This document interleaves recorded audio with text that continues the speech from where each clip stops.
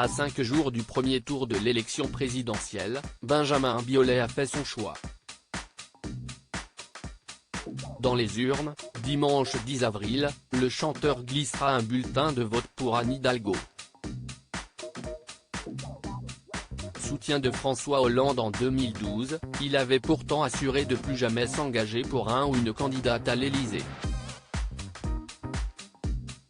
Dans les colonnes du Parisien, mardi 5 avril, ce n'est d'ailleurs pas Benjamin Biolay qui a dévoilé la teneur de son vote mais Gabrielle Siriouari.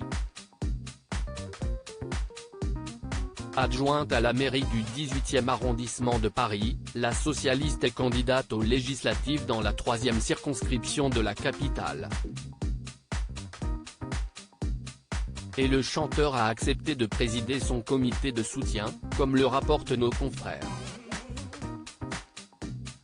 Pour moi, elle incarne un message clair, c'est-à-dire un message de gauche, un message avec des engagements pour les droits des femmes, pour la jeunesse, explique-t-il.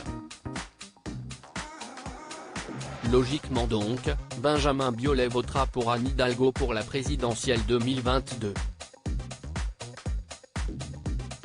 Les Français se contrefoutent de savoir quel artiste soutient quel politicien, lançait-il pourtant dans les colonnes du JDD, en 2016.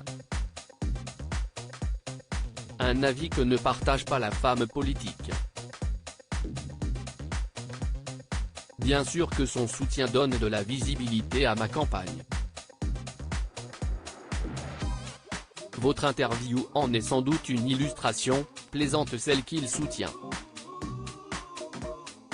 S'il n'a pas publiquement pris position pour la candidate du PS, l'interprète de la superbe s'est engagé pour les législatives. Et ce n'est pas pour rien selon Gabrielle Siriouari. Le fait que je sois face à Stanislas Guerini, le délégué général de La République En Marche, l'a particulièrement motivé, analyse-t-elle auprès du Parisien. Si est une bataille symbolique, ce n'est pas n'importe quelle circonscription. Il y a une vraie volonté de la faire repasser à gauche.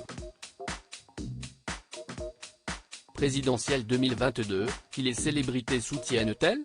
À quelques jours de l'élection présidentielle, Benjamin Biolay n'est pas la seule célébrité à avoir dévoilé son vote. Près de 2500 personnes ont signé une pétition appelant à voter Jean-Luc Mélenchon lundi 4 avril. Dedans, Blanche Gardin, Corinne Massiero, Annie Dupéret, Bruno Solo et Romane Boringer, entre autres. Emmanuel Macron, lui aussi, peut compter sur le soutien de plusieurs personnalités, dont Carole Bouquet et Claude Lelouch, présents lors de son unique meeting à la Défense Arena. Philippe Chevalier avait, lui, annoncé soutenir Marine Le Pen tandis que Véronique Genet ou Pierre-Jean Chalençon voteront Éric Zemmour. Quant à Valérie Pécresse, elle obtiendra les suffrages d'Alain Delon et de Claude Chirac. Loading Widget.